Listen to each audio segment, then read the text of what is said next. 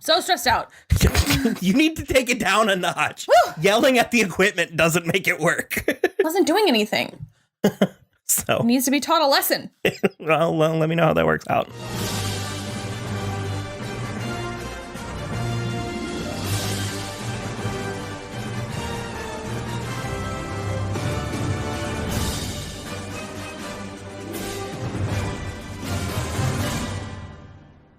Hello, everybody. I'm Will.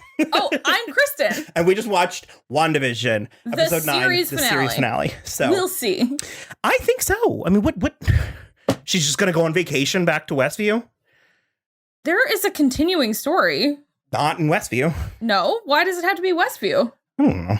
WandaVision? Oh, White Vision's still out there somewhere. Yeah, I don't know. Well, okay.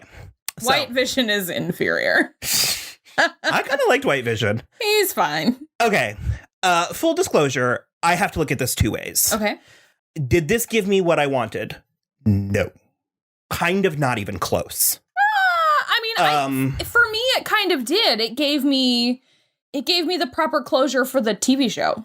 Well, Honestly, and the previous movies. yeah. So it did not give me even remotely. If I wanted 5 things from it, I got 1. Okay. However, evaluating what it was, I think it was pretty good. And I had a moment where I was like, this is the MCU. You know, we hype it up a lot for good reason. But I think being in what is being deemed the platinum age of television, I think I was really expecting some like out of the box shit from this, especially considering how avant-garde it started. And this was very safe. And frankly, I enjoyed this a lot. I am still going to call shenanigans on a lot of what they said. They said that this couldn't have been done in a movie. Sure. No, it 100% could have. So easily. No, the thing for me is that I agree with you. I feel like it was safe, but what is the MCU if not safe? Precisely. It's very, this is what we do and this is the box we stick in. And in that case, I think it did justice to the, I'm going to say conclusion, even though based especially on that line from Vision, I see things coming in the future, but I think it did really nice justice and like a really nice capper to like the initial Wanda and Vision storyline. I think it was lovely. And I think it really served to bring her through her grief. What would we have done if she had just showed up like normal in the next movie with like no addressing her like grief process? Everybody she knows is dead. Cap is dead. Even Cap is dead, and he's the one that like really rooted for her. Cap's dead. Widow's dead. Vision's he's not dead yet. I think he will die. But he's an old ass man. Yeah. We're gonna get a scene that is exactly the same as the Peggy Carter scene, and I'm just like can't be fucked for that. And I know I can. I'm hoping it's Wanda. But that's fair. That would be fair. So we're in a transitional. It's certainly not going to be Bucky. We can guarantee that. So we're in a transitional period where the initial Avengers are kind of, some of them are phasing out and we're phasing new people in.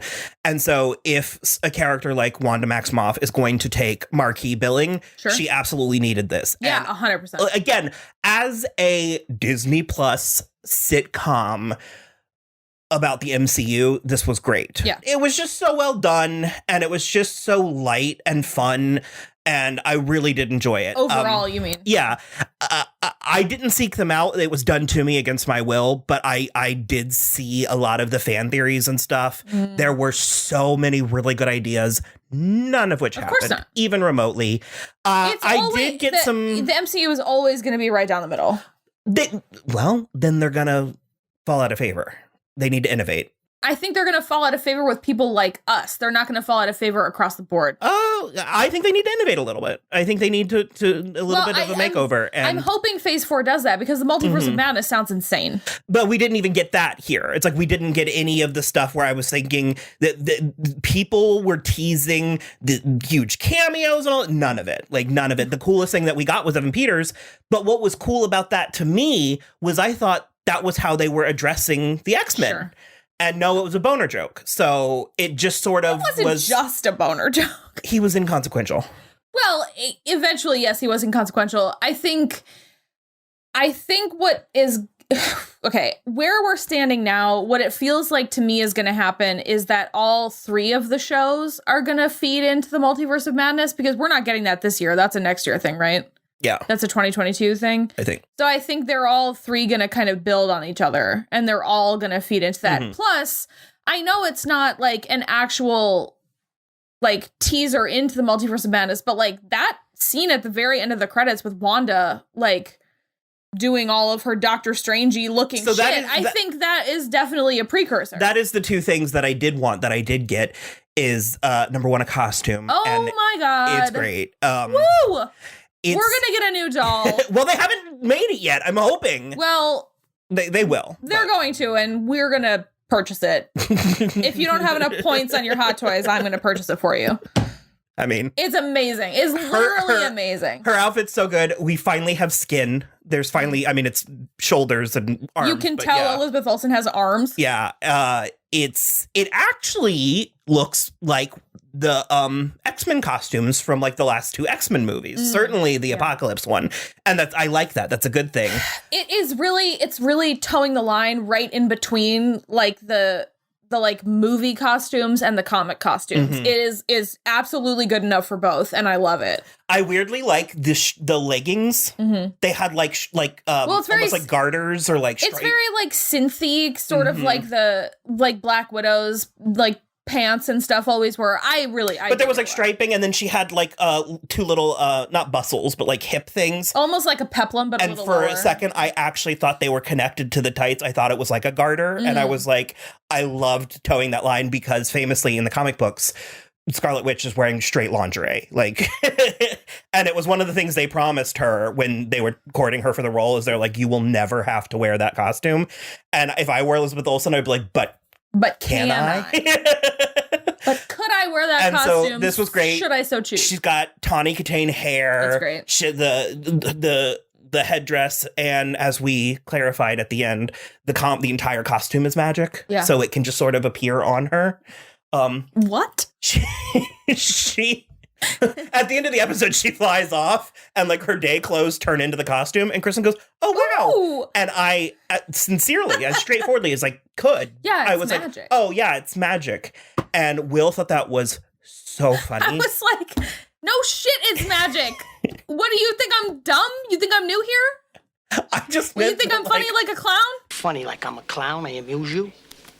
I make you laugh. I'm here to fucking amuse you. The costume is property of I get it. Her magic. I get it. I helped you write this. That is a function of this book as well. That ended up not being the case, but... Oh, shit, that's right.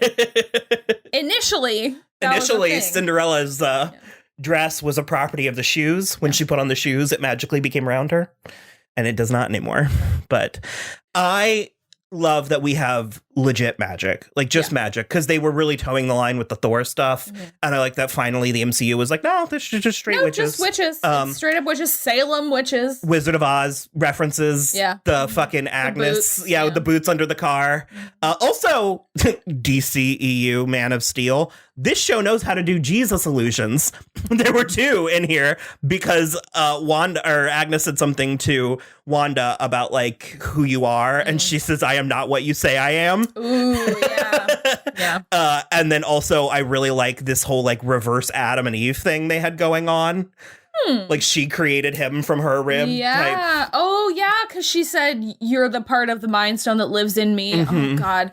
That whole exchange, literally heartbreaking. I saw this. I saw this tweet with a bunch of screen grabs of like different Vision lines, and it was the like writing on the show was really not solid. even from just the movie. It was like from all of Vision, and it was like Vision always gets the best lines, and it was the one from Ultron where he's like, Said the wrong Granberry. No, not that. Although that is amazing. But the one where he says, a thing is not beautiful because it lasts. And then it was the what is grief if not love persevering. And then it was the one in this, which is, we have said goodbye before, so it stands to reason. We'll say hello again. so good and so beautiful in a way that like I legitimately want to get it tattooed on myself. I mean, that's unbelievable. That's like unbelievably a good line. And I cannot stress enough how lovely it is. I'm also going to sully it by bringing up Once Upon a Time, but oh no. it had a good line too. It was the Mary Margaret okay. and David multiple times in the show. You found me. I always do. It's just it's so efficient and so to the point. It is. Like the grief persevering one, I was like, how have I never heard this before? It's too obvious. Like it's too there. Yeah. It's absolutely lovely. And I love, because I do think Elizabeth Olsen could have carried those lines off. She could have been the one that said it. Wanda could have been the one that said it. Well, it just in general, as an acting challenge, she could have done it. But I think it's so remarkable that it's Vision, that it's this, essentially. Well, that's what his character is. Of course. Yeah. And he is essentially like a Shakespearean robot. At his core, that is like the core of his character. And well, that whole thing about the ship of Theseus. Like, oh my God. Neither is the true ship. Both are the true ship. Well, then we are agreed. Don't get me started. It was so good. Yeah. So good. Which is the true ship of Theseus? And it's like, basically. It was the scene where the two visions were having sex with each other? Of course. Yes. Oh, I saw it. Is, original recipe and unseasoned Vision. But it just was really good because it's sort of, I do love that because they both are, it sort of brings the white Vision to consciousness in that moment. And they both are like, we are both the real Vision because we remember all of Vision. We are both the ship of Theseus. I love it. I just love it. I'm also going to make it weird and cheap, real quick. Cheaper than the sex joke I just made. But the white Vision, you keep like downplaying it. And it was doing that thing that I've talked about a little bit on the show where I wanted to eat him. Oh, I think he looked like he would taste like white chocolate. No, and like a little bit of mint. You know what he looked like? Like a McFlurry. No, he is the white shark snack. The like shark gummies. Oh, Vision is the white shark snack. That is 100% what he is. The whole time he was on screen, I was like, the like icy minty blue shark snack. That's 100% what he is. No, his eyes were cool, and the voice was really. The voice was getting you. My programming directive is to destroy the Vision. Woo! You do look like Kat Dennings. Thank you. Her brother-in-law mentioned it earlier. And you're given like a cat. He didn't pay for this at all. I can't stress enough how you have like a Darcy vibe going on. He paid me the best compliment ever. Thank you so much, Arthur. I don't know that you watch, but he said that every time he watches WandaVision and Darcy's on screen, he just is like, "That's Kristen. That's my sister-in-law." And it was the best compliment I've ever received. So yeah, this looked so good. Yeah. The effects were great. Yeah. And also the scope was there. Mm-hmm. I'm a big stickler for scope. Rob Marshall did not direct this. No. I'm a big stickler for scope. And you felt the suburbia of it all. And the flying. Well, and you felt the further than suburbia part of it. Well, too. I mean that, like the spread out, like the cul-de-sacs and the neighborhoods. Oh, and, sure. Mm-hmm. And the flying, in particular, both Wanda and Vision, Elizabeth Olsen and Paul Bettany, but Catherine Hahn's flying was really good. She said in an interview that she was like, I had to do stunt training, and I was kind of like, huh? Yeah. And because she didn't have all the scripts yet. I hate when flying looks like people are being yanked around on a rig, hanging from a wire. No, and I'm sure she was on like a crane. Like, well, it was with purpose, and it wasn't like. Her center of gravity was in her waist and not like above her. Right. Like I hate in cheaper TV shows where someone's flying, but they're going like this. Yeah. 100%. And it's like. Unless that's the joke, in which case that's fine. I loved all the there was a lot of like little things. I mentioned the Wizard of Oz. The billboard was like Mother Nature or stuff like that. I did get Dottie back. That is that is the epitome of the least they could have done. Emma Caulfield and Deborah Jo Rupp are I mean, I'm setting myself up for failure. They're iconic for us. Well, I'm setting myself up for failure, but like the two of them are the reason why I just don't believe this is it for everything involved in this TV show. I feel like there has to be more of something. You set up so much. That scene with Emma Caulfield, I mean, that lives up there now with the like the Buffy lines, spoilers for the episode of the body of Buffy, but it lives up there with the, like, she can't brush her hair or drink fruit punch anymore. Like, where she was like, my daughter, can you just please let her out of her room? That's when they were insane. like trying to reason with her to get on the show. Yeah. And that's the part of me that is a little bit let down is I think maybe it's the Disney of it all, but I think there was more in this premise. We could have gone weirder and darker in ways that I want to believe we still can. So I agree with you in the sense that if this were to be an ongoing TV show, if we knew for sure this was going to be a TV show going forward, then I think we could and should go to those dark places. If this is legitimately a one-off, like it seems like it's going to be, then I understand why it is just a show about Wanda processing her own grief. Mm-hmm. Because she is basically Jimmy Woo and Monica Rambeau, obviously, and Darcy, but Wanda is the only... It also stands to reason they could be in Winter Soldier and Falcon and Winter Soldier. So. Right. But the thing is like, you were right at the beginning, which is Wanda is the only marquee character that is moving forward from this show. And so in that sense, it is about her, and it is about her internal struggle to deal with all of the loss that she has felt. I love that we have kept Catherine Hahn on retainer because she's not gone. No, I didn't quite believe, because you thought she would just integrate seamlessly into the movies, and I didn't quite. I still think so. Not that she couldn't, but I didn't. It wasn't lateral for me. Sure. And now I'm sort of like, so on that note, if this were to continue, because to my understanding, Agnes is Wanda's mentor. So if they end up developing an unlikely could do like a Thor and Loki thing where it's like they're frenemies, that could be a lot of fun. And Catherine Hahn was really, really, really bringing it, which, I mean, it seems like that goes without saying, but there's just, I love watching a good actor tackle really what could be on paper really cheesy stuff. Well, she had several line readings because I wrote down there's always torches and pitchforks for ladies like us. And then there was one where she literally said it was she was saying something magic and she goes, just like you. Yeah. And it was the hesitation and she really delivered it in a way that was unexpected. And you're totally right where it's like, yes, obviously we all know Catherine Hahn is great. We've known Catherine Hahn was great for years and years. But it is she's having a moment, though. She is the moment. She is having such a moment right now. But I think the thing that's so interesting is this is something so outside the wheelhouse of everything else she's done, which is like this sort of straight fantasy. Yeah, no, it totally is. She's done so much just like straight up sitcom comedy, and this is such a different and thing. male driven comedy, and or like more so not so much male driven, but like the really middle of the road comedy, like what the Gary Sanchez, Gloria Sanchez, Bad Moms, like kind of raunchy stuff. And I mean, the first thing I saw her in was How to Lose a Guy in 10 Days, which she is miraculous in, but it is a very right down the middle rom-com. And so I do love knowing that she can go to this place. Mm-hmm. That is very cool and fun. She was so creepy at the end when she was back to Agatha or Agnes. Oh my God. Okie dokie, artichoke. But dead eyes. Dead eyes and the side part and the like, wow. Yeah. It was. She almost looked, I think some of the times when they look weird and it looks like black and white footage has been colorized.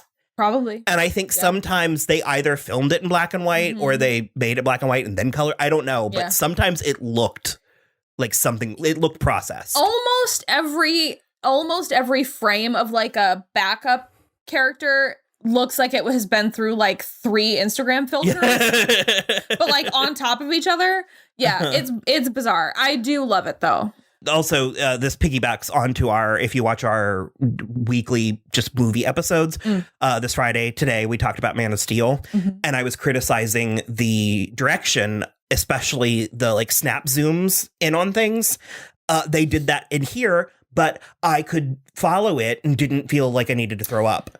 There was lots of zooming into things, moving through the sky. The two visions didn't feel like action figures that you're just like banging together, like you said, and was the problem. Man of Steel fluid. It felt very well. It's also like they're very deliberately different colors, whereas like, you know, Henry Cavill and Michael Shannon are the same color. And so it's like a little bit, it's hard to follow in a way that this was not as hard to follow. I also think that it was very, very interesting going back to this being Wanda's show and this being about Scarlet Witch, who is now the Scarlet Witch. I'm obsessed.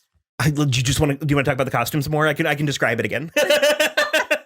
Because she has this weird, like... So good. It's like this thing.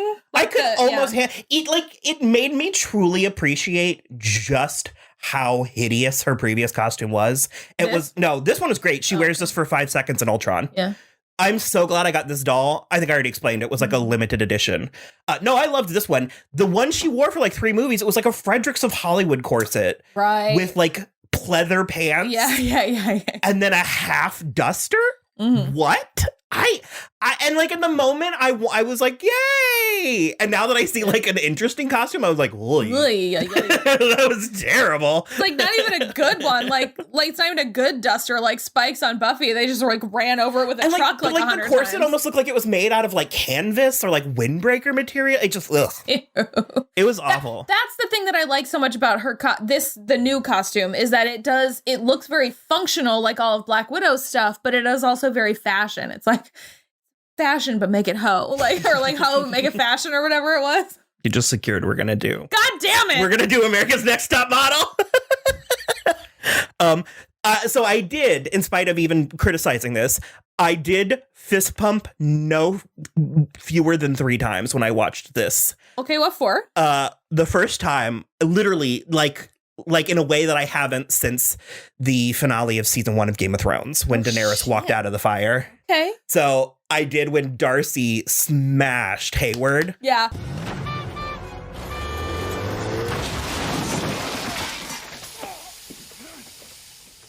Have fun in prison. I Okay. went, yes! Fair enough.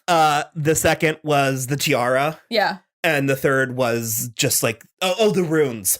I did not see that coming. Me neither. It was legit. I was so annoyed. Yeah. Because I was like, why is Wanda stupid? The first thing Wanda's that not Agnes stupid. said to her was, I steal powers Yeah. and I'm trying to steal yours. And Wanda proceeds to Sookie Stackhouse her little heart out. No, She's she just doesn't. throwing magic at Agatha. And I was like, why are you dumb? What is happening? And then the reveal of the runes. I mean, It was amazing. you come into my house? Yeah. It was so good. So good. Because I even was like, what the fuck is that? And you and Will both were like, the runes. And I was like, the runes. It was so, oh, God. And I do sort of love that this is some weird, like, we're finally going to get a good Dark Phoenix saga. It's just not going to be. It's going to be amazing. It's because it's like an entity, some kind of, well, I mentioned Witchblade like 2 weeks ago. It's like this ancient entity. Well, I love that she is the Scarlet Witch, where it's like a title. It's not her. It's like a title. Like she has. It's like a mythical figure. She's stepped into this role, essentially, which We've been thinking of it as like Merlin, but Yeah. it's like, you already said the title. I also like that she is straight, apparently on par with Doctor Strange now, where she's like doing just kind of household chores in Norway. Yeah. But then it cuts to the cabin and she's got like 5 arms and Yeah. like magic Oh, everywhere. And because I listened to podcasts, there was a handful of people like on Keep It. I remember Kara Brown saw like 4 Marvel movies. So like she was watching Endgame and she was like, who's Elizabeth Olsen? She was like, why? What is her power? Fire? Like, what is that? And it's kind of like, I know, but the movies never really explained it. Sure. And it was just kind of weird, this. Red Wiggly Woos. But in this movie, it was so much more deliberate. Yeah. And we're starting to get actual, like with the runes and there's like almost a geometry. And like when she was pulling the magic out of Agatha and it was turning from purple to pink. That was such a beautiful tableau in the sky because they're both floating and she just is literally, after she throws the runes up and Agatha realizes, and then she just starts sucking the magic out of Agatha and it's like purple turning into red. It's very bisexual. So like the lighting of it all, it was very, very, very good. I loved it. I also just sort of love that like the first Marvel TV show, the first part of phase 4, like all of this stuff, so much, the first back from over a year-long break because of the pandemic, all this stuff. And we get not only a Wanda like story, but like a story about motherhood and like and family and being female and like a woman's grief, and it was like mwah, all over the place. Chef's kisses everywhere. I do love, because the other two TV shows, as much as I love Winter Soldier and as much as I love Loki, and I'm fine with Falcon, I just like, it's dudes. Stuff we've seen. It's all dudes from here on out. And I think Loki is going to be a little bit weird and different because he's like, got Gugu in he's it. time traveling and stuff. But it's like the fact that like Wanda was at the center of this show, and it was specifically about grief. And people were excited for her by name. Yeah. Like people were talking about Wanda Maximoff. Yeah. In a way that like we knew who she was in the movies. Yeah. And when they said her name, people followed it. But people weren't like, I can't wait to see what Scarlet Witch does in Civil War. Yeah. Do you know what I mean? And they should have been. And I am. I'm so excited. So excited. And it just fleshed her out in such a... I wonder if she still has the accent now. Did she have it at the end? Not really. I would like that to continue. To phase out? Yeah. It's not that she's bad at the accent. I just think it's a little weird. bit dumb. Yeah. Especially if there's no Pietro anymore. So... Yeah. Fury. I love this show a lot. Like, it could have done something special and brought back Aaron Taylor Johnson's Pietro. I genuinely believed. Yeah. Like unshakable faith that we were going to. And we reached a point where we were 40 minutes into the episode and I was like, oh. I think Aaron Taylor Johnson is like, I mean, is he busy? No shade, but... I mean, he announced another project with his It takes a long time. Never mind. Never mind. I feel like I knew where you were going. Time consuming. It's fine. Oh no, I just realized where you were going. Don't like it anymore. Now I don't. Now I need to know where you're going. So Google that a million little pieces. Oh boy. Monica Rambeau, I don't have a ton to say because we've butt scratched the surface. I mean, I think she's great.